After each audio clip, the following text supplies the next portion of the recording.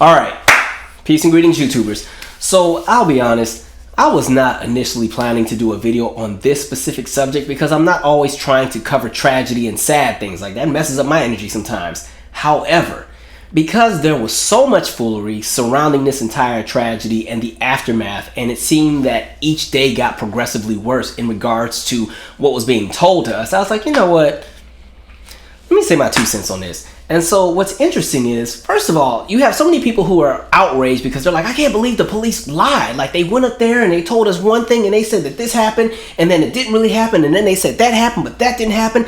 And as we keep paying attention to the details, more and more things are coming out and it makes them not look really good. And then I think the worst part is the fact that you find out that the police literally sat around for an hour and did nothing while the tragedy is going on inside the school. And you have parents who are literally outside being tased and detained because they're pissed that the police aren't doing anything. So when people kept saying, I can't believe the police would lie, I'm like, I can. Where y'all been at? Like, this happens every time black folks get shot. We be trying to tell y'all, and then every time we say something, we get put into the space where, oh, you're race baiting, or, oh, you know, you people just need to, you know, they give you all the things that black people need to do to stop getting shot by police. And I'm just like, here we go. But again, the police have always had a history of lying. So think about the fact that if they can lie about a mass shooting that involves children who did not ask to be put in the situation that they were put in, literally children who did what they were supposed to do, got down, called 911, remained quiet, did what they could do, and sadly were literally slaughtered. If they can lie about that, what else do you think they're gonna lie about? Okay,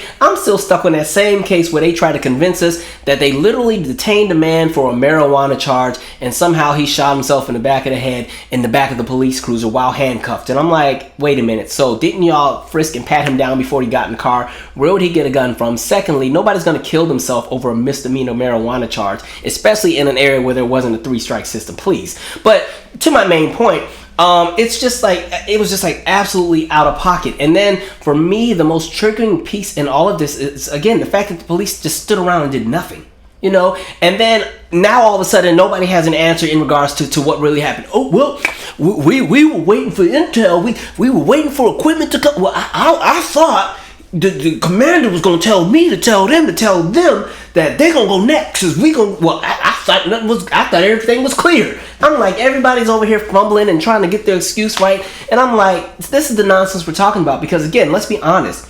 If that was a classroom full of white kids, there would have been a sense of urgency. Any other time, the police want to be VR troopers and assassins, but now nobody can figure out what happened. Everybody was waiting for the order, waiting for the call. Since when do they wait for orders? Okay, we can go down and list all the people who've been shot and killed unarmed because the police couldn't wait to start shooting. So I don't want to hear it. But, you know, it's just, it's absolutely just enraging. You feel so bad for the parents because it's one thing for there to be that specific tragedy and that shooting that takes place, but then to find out that your child could have possibly been saved had the police just been a little bit more competent. And then when you find out, now this is alleged, and I couldn't find an official source, but then I was seeing rumors saying that, okay, even some of the police actually went into school, got their children out, and then remained outside. Like, what? If that's true, first of all, flush the entire department. All of them can go. Get rid of everybody because clearly no one knows what they're doing. And for the amount of money that goes into funding these departments, you mean to tell me y'all couldn't stop one person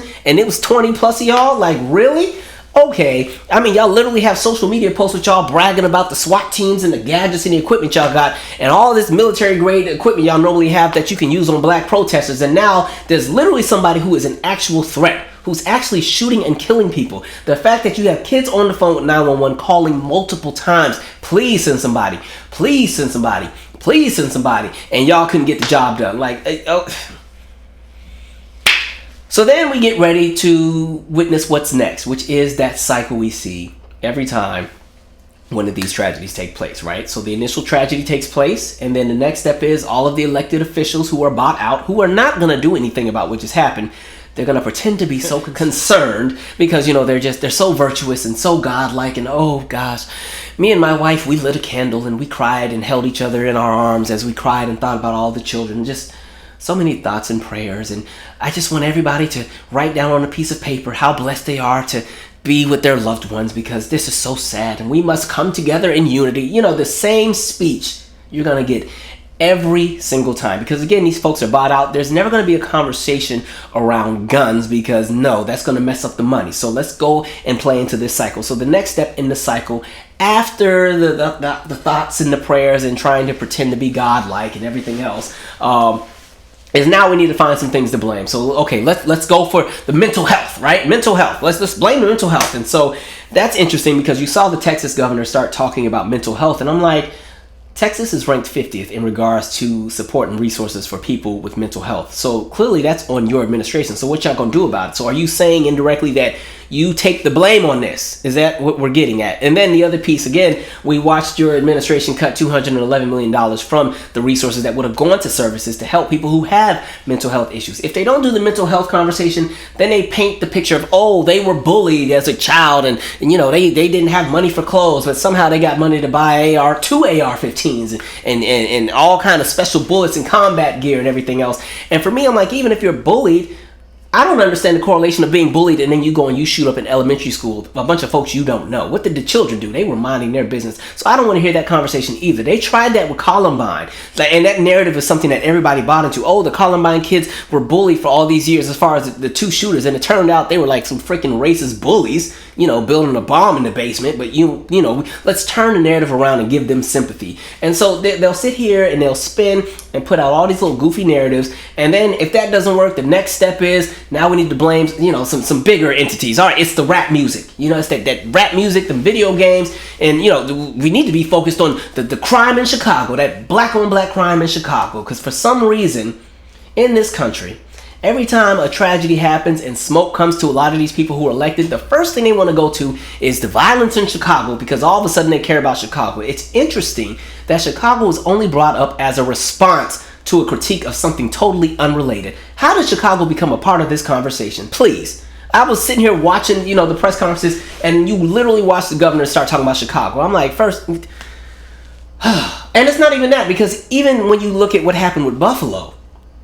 I was seeing some of the responses where people were like, oh, I mean, y'all can be mad about what happened in Buffalo, where literally you have a white supremacist go and target a specific community and go shoot and kill people who were grocery shopping, minding their business, you know, and he's gone and he's cased the place a few times. And I said that in my last video. I said specifically, it's interesting that every time these tragedies happen, they're just so unexpected, but then as soon as they happen, they got all the details on the person, and oh, they were on these websites and they used to frequent this, and now all these details are coming out about this guy, and oh, the FBI had actually been tailing him. Wow, so you guys weren't able to stop it? Really? Same thing with this guy. All of a sudden, all these details are coming out. Oh, we had been keeping our eye on this person. Well, clearly, y'all need to put on some better glasses or something, because every time y'all doing intel, y'all don't ever do anything to stop the initial tragedy. But getting back to my point with Buffalo, some folks were saying, yeah, y'all could be outraged about this, but what about Chicago? And I'm like, dude, we look at what happened with Buffalo. Like, you literally had a 77-year-old woman be shot and killed. Somebody's grandma, okay?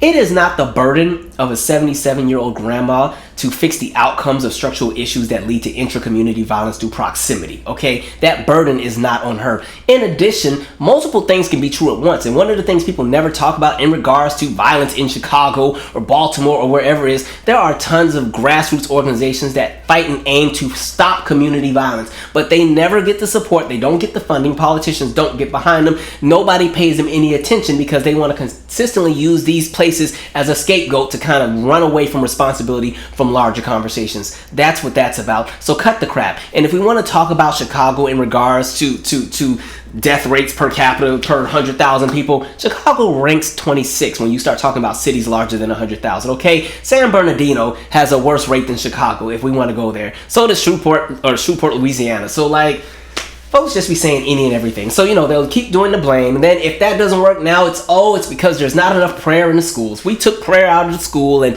that's what happened. And I'm like, yeah, but when y'all were praying in the schools, that y'all were bombing churches with little girls in them.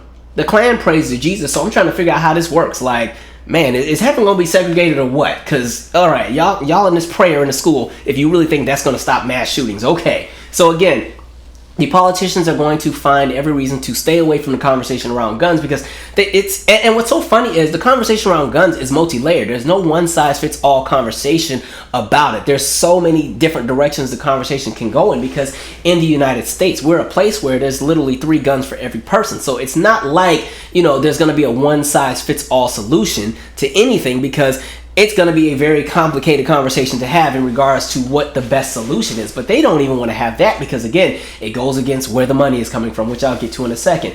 And so you're literally just seeing the nonsense. So then comes the silly solutions once they get done blaming all of the different entities that created the space where this random shooter decided to go and shoot up some kids in an elementary school. Somehow it was the rap music and the lack of prayer and what was happening in Chicago. And so then the next step is, the stupid solution. So Ted Cruz was saying, well, the school should only have one door, one way in, one way out, because he got in through some back door that was open. And so I'm like, well, how does that work when it comes to fire codes, right? Did we forget what happened at that nightclub in Rhode Island where, you had the rock band and they had the pyrotechnics, and then the pyrotechnics caught fire and everybody pretty much trampled each other, and there was only one way in and one way out, and over 100 people died?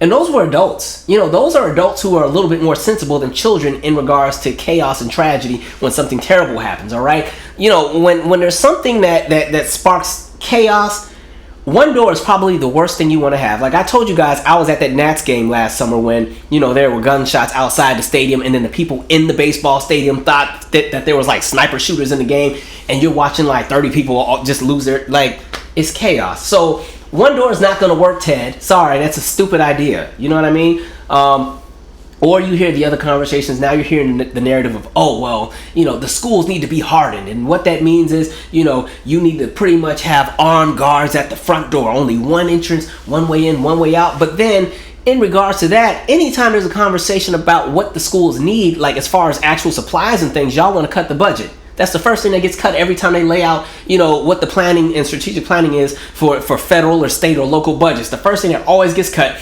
education. And so there's no money for half the stuff now, but y'all want to all of a sudden have money for more armed guards and security and this, that, and the third. And I'm just like, y'all,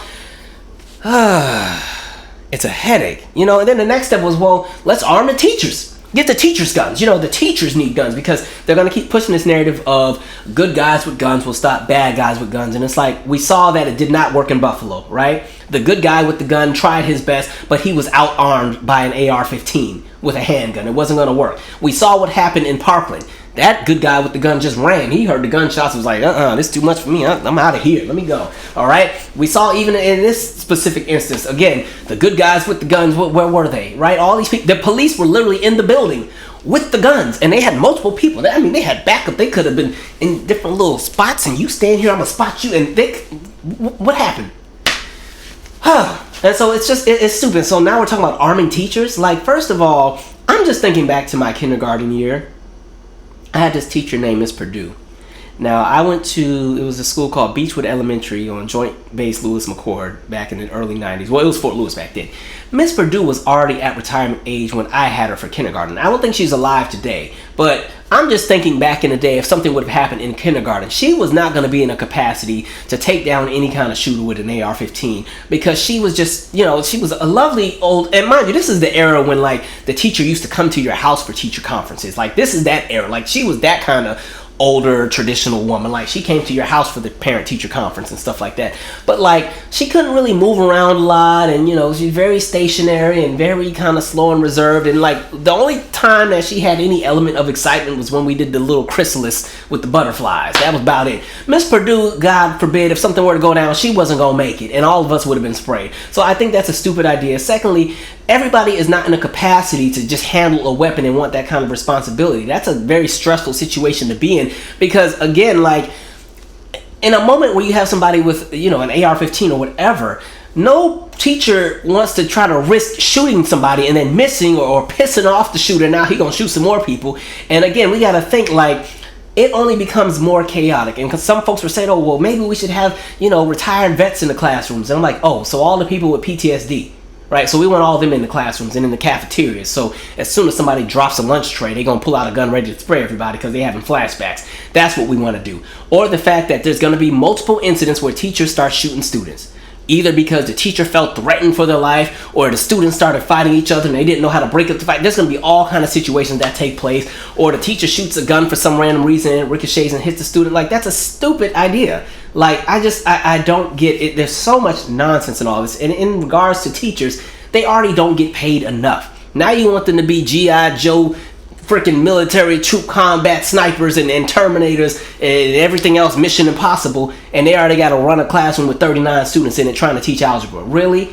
Goodness. And so, and it really comes from the fact that because these politicians, they do not want to have any conversations around guns, period. That's why even with this bill that just failed in the Senate, it wasn't even a bill to put anything in stone. It was just a bill to have a debate about what are some possible solutions we can get to, and they weren't even going to have it. Why? Because these politicians are bought out. So let's talk about it. So when I say bought out, this is what I mean. And I always say this on my channel.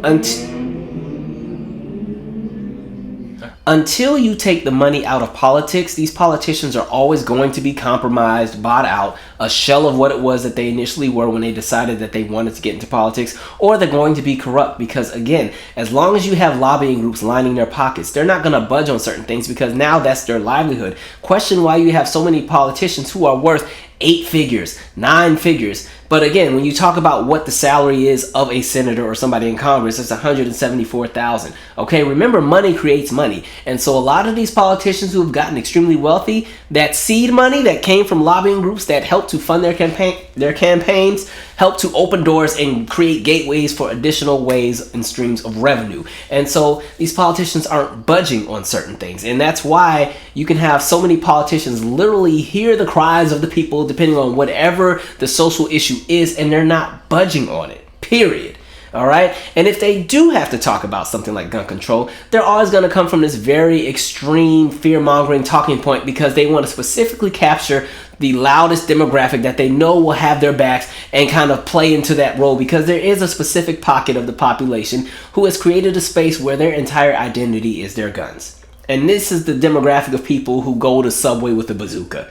I don't know if you saw that picture. You know, this is the demographic of people who go to Walmart with an AR-15. You know, these are the people who literally, they almost are anxious and hoping that they have an opportunity to shoot somebody. They're on ready all the time. They've created an enemy in their head that does not exist. And once they finally get an opportunity to fight that enemy, they will fight them with guns. And so that's kind of where we're at. It's kind of like those people sometimes you'll see, like, they have the cars with 1,000,000 bumper stickers, and you try to take my gun and you'll really find out what the Second Amendment means. And they got all this crazy stuff, like just folks who literally their entire identity is guns now. And so that's why some of these politicians even run their campaigns the way they run them, because they know that they can pull that specific demographic. So they can run and not even have a platform. You just need some guns in your commercial, and you're going to go shake up things in Washington and blow up a truck with whatever gun you have and shoot a few things and pull the gun out of your purse, and boom, you're in.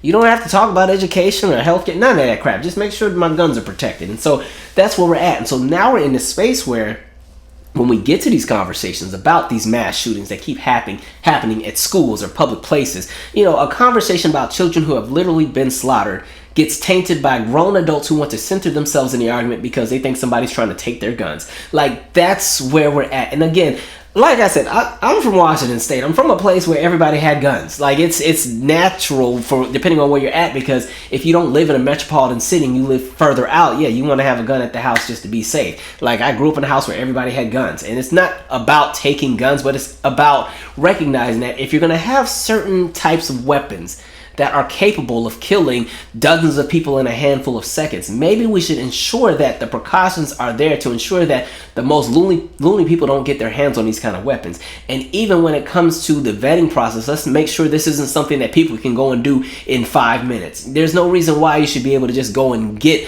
a weapon that can do that kind of collateral damage without a license. You just show up and get it and go on, and yeah, freedom, America.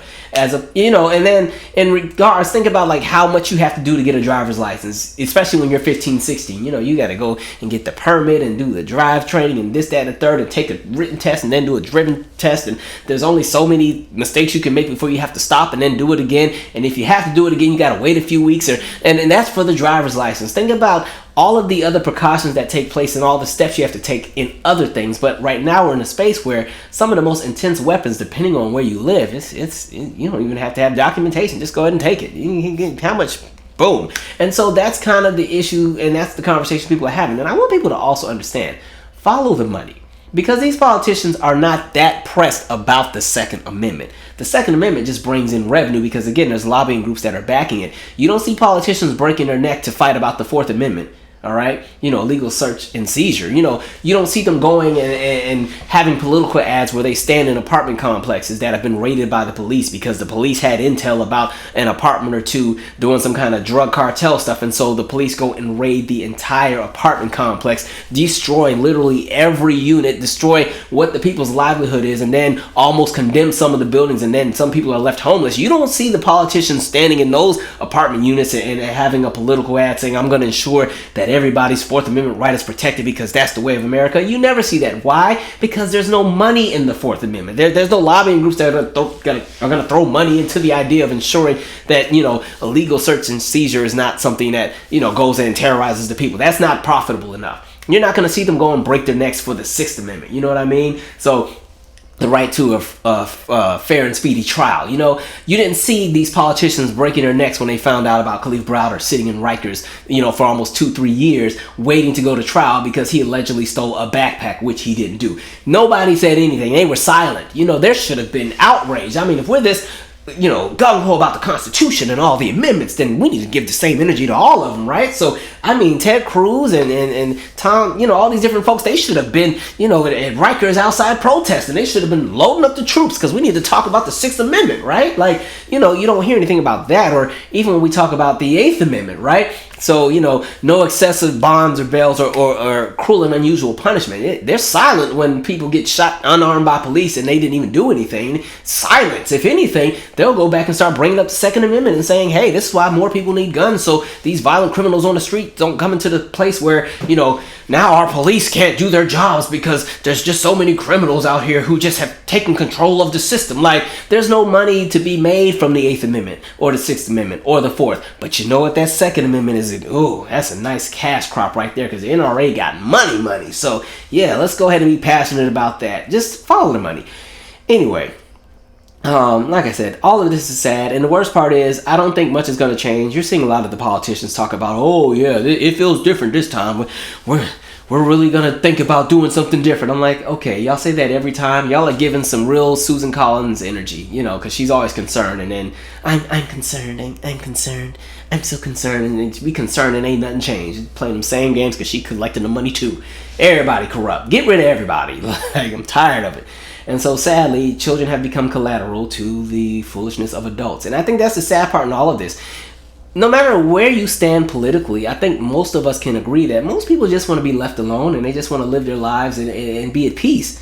And I think when you're in a space where that's compromised, because now we have so many lunatics running around with weapons that can take out so many people in a matter of seconds, now we're collateral. So you're indirectly affected by people that you've chosen to stay away from. So, like, that's the kind of conversation I think people are really having. It's not about whether or not people can have guns or not, because I'm not against people having guns, but I think for the kind of weapons that some people have, there definitely should be some regulation with accessibility in regards to how people can maintain those kind of items and stuff like that. You know what I mean? And so you have, like, with this guy that went and shot at school, he literally waited till he turned 18 because, hey, you had to be 18 to get this specific weapon. And as soon as he was old enough, he went and got 2 of them.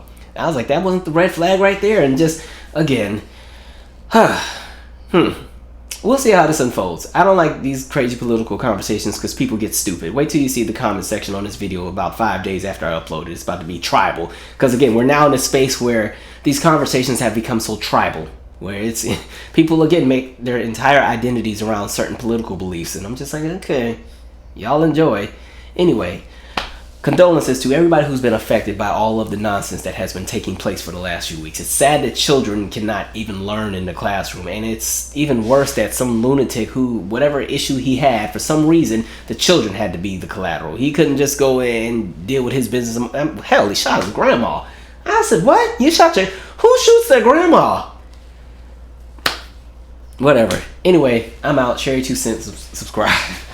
Jesus. There's a puddle as you move to the right, a bigger car splashes. Oh no, you got mud on your clothes. Now you're trekking the roads, trying to make it home to change before you're clocking and go to the job where you're disrespected from all your peers. Smartest in the room but never climb because of their peers. Watching all the mediocrity and title promotions. HR flags another email, they don't like how you wrote it. Now a mediation conversation improvement plan. Then expect you at the potluck with the folks you can't stand. You got a dream but no dollar cause you're paying the rent. Spend the evenings on your craft, missing social events. In your downtime you're catching up on all of your sleep. Getting ready for another round of cycle repeats. I can't stop my jaded view. I can't stop my jaded blue.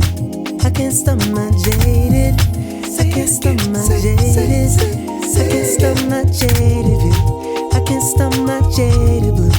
I can't stop my jaded. I can't stop my jaded. And through all my faults I'm learning it's okay to fall. It's okay to fall.